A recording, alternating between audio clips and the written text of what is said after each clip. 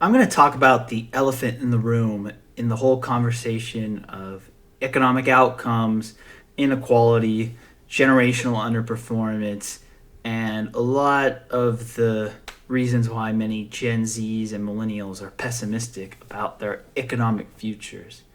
Uh, some say it's due to the boomers and their selfishness through the economic policies they vote for and/or investment decisions. Some blame the Fed for these problems and their ultra loose monetary policy, and some blame just the nature of capitalism and the internet, which creates a winner take all economy. All of these have truth.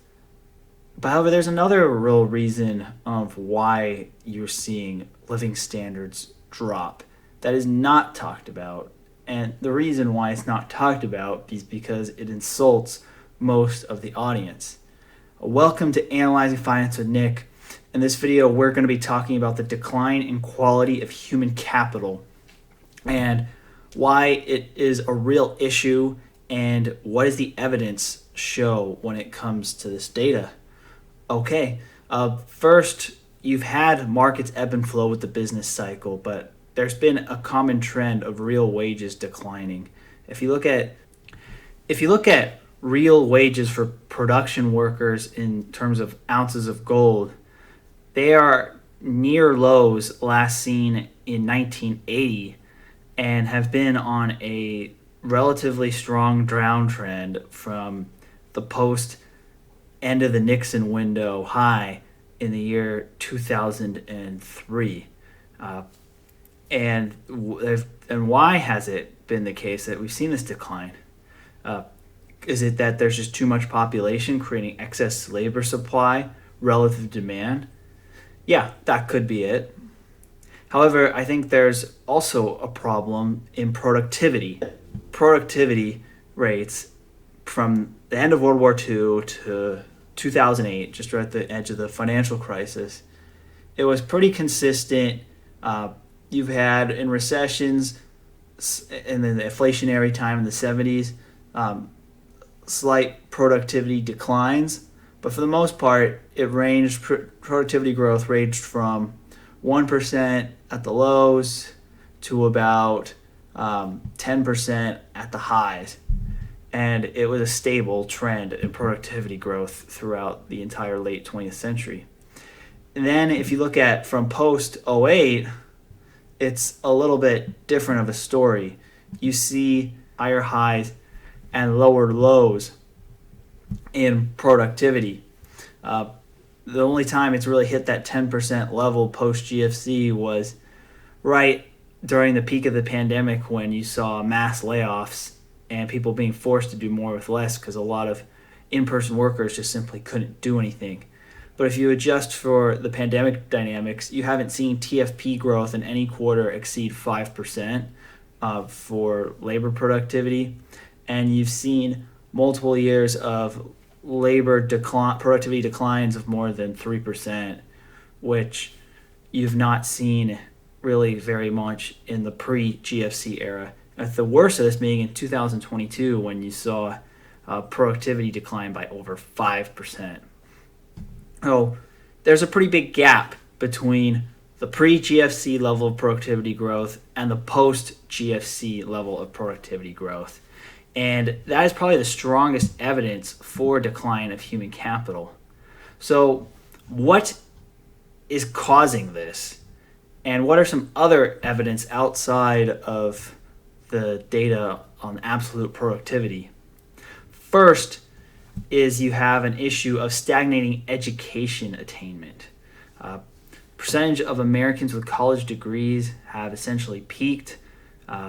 This is not due to just solely demographics, but also due to a lower percentage of Gen Z and millennials wanting to pursue college or trade schools. Like if in terms of the percentage of young men who are neither educated, employed, or being in training, it's up to 20%. And that's a problem. The next one is we just see a lot of indicators, including just declining overall intelligence or academic aptitude. The ACT and SAT scores peaked back when I was in high school in the mid 2000s and have consistently been declining since, with ACT scores being about 7% off their peaks, and the PISA scores, which are the international equivalents of those, being more than 5% off their peaks. IQ data tells a similar story in very ethnically homogenous countries in the developed world, such as Norway, Iceland, and Denmark. You've seen an average of 1 point in IQ drops every decade. You've seen similar studies in the United States that are adjusted for socioeconomic variables and demographic variables that kind of point to a similar picture. If you look at the qualifications for Mensa, which is the bar to be in the top 2% of IQ in the United States, that has dropped from the mid 140s in IQ in the 70s, 140 in 1980 to about 130 today. So it's not just the average person whose median intelligence has declined, but the intelligence of the far right end of the bell curve has also declined. The other real issues is just a less healthy workforce, both in terms of mental health and physical health. You look at Gen Z, you see a claim as 24% of them have some sort of mental illness. And if you look at anybody who's experienced mental illness at any time in their life, that has increased from 29.2% in 1993 to 46.6% in 2017. I think a lot of this is due to improved diagnostic capabilities, but I don't think that accounts for all the shift. And if people have mental health issues, it's going to impair their ability to be productive and often lead to more absenteeism in working, presenteeism, which is like just quiet quitting of being at work and not being productive, and just decreased performance and higher turnover. We have a more socially isolated society, which also contributes to the mental health issues. And the physical health problem, you have the obesity rates really have jumped from 12% in 1990 to 38% today. And that's a proxy for a rate of similar other diseases that could cause people to have to leave the workforce early or just not be as productive, especially if they have a more manual physical job, just simply because of their lack of physical health. On the bright side, there have some medical technologies such as Ozempic might help stop that trend from getting worse, but nonetheless, it's something that's affected the current decline of human capital. And it's not just me who's concerned about this. If you look at like several surveys, that the most important problem for small business really in 2023 and 2024 has been quality of labor. And that has exceeded taxes, inflation, and costs for labor as the most important problem for small businesses. The other variable really for decline in human capital has nothing to do with a so-called decline in quality of people. Even if you had none of the other issues above that I mentioned, I think this might be actually the biggest driver really, is the fact that the internet and digital technology and or robotics has reduced the amount of skill needed to do supposedly high-skilled jobs. Supposedly, if you were a high-skilled job such as an accountant, an attorney, architect, you might have a lot of things you had to do manually in the past, such as drafts, whether it's writing or blueprints or spreadsheets by hand, or you would have to solve a lot of mathematical computations with just a simple calculator. And also the time you needed to travel, to talk to people and make deals, and all of that was also a big use of people's productive efforts. However, with the age of advanced computing power and AI, a lot of the cognitive work that you previously needed for these high-skilled professions can be aided or outright replaced by using digital technology and computers and AI. Email and Zoom and other things save the travel time as well. And so a lot of stuff that people needed to actually be physically doing, whether in terms of physical movement or cognitive skills, is not necessary anymore. And if a job has been simplified due to technology, therefore, why should somebody be compensated a complex level salary for a lot simpler of a job? Let's look at a corporate middle management job, for example. Previously, you'd have to talk to people on the phone all day and manage office politics, write a lot of notes by hand, have good communication skills. Maybe you'd have to put together some spreadsheets to calculate like the strategic business decisions and the cost benefit analysis and make spread PowerPoints and other stuff like that. Now a lot of that stuff can really be done by AI, and with the workforce being more remote and more isolated really in general, the communication skills aren't really needed as much either.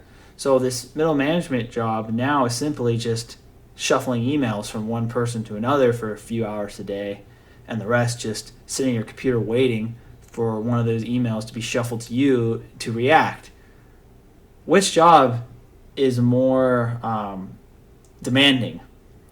It's the former one, even though it may in theory be less productive in terms of that person probably got less done in a day due to technological restrictions and digital communication speeding up the process of a lot of things.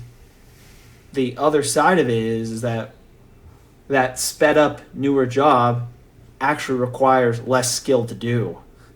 And so what previously was a skilled job is now a semi-skilled job, and what was previously a semi-skilled job is now an unskilled job.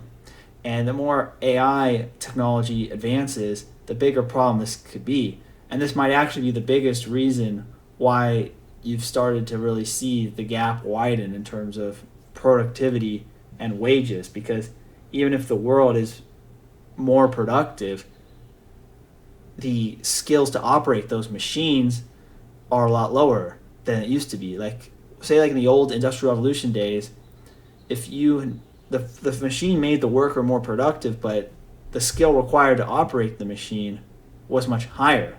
Today, that same machine is probably just pressing a button. And this can be the same for a lot of other jobs, both in the blue and the white collar world. The places where wages have kept up the most are the places where it's been the hardest to use a machine to simplify the process, such as maybe HVAC repair or professional athletes, or even the world of finance, where even though in theory it's easier to execute a trade now, dealing with the psychology of fear and greed has not been fully automated yet. And those are the places where coincidentally you've seen wages catch up to inflation the most, whereas on the other hand, stuff that is more automatable has had the most real wage stagnation, such as law, accounting, and a lot of mid-level office type jobs in academia, which instead of having to go to a library and just thumb through tons of books, you can just look it up on an online database. Overall, that's my thoughts on the declining quality of human capital and or technological advances reducing the skills needed for jobs and causing pay to decline that way. Let me know if you have any thoughts. Share this, like, subscribe, and I look forward to continuing this conversation. Please comment if you disagree.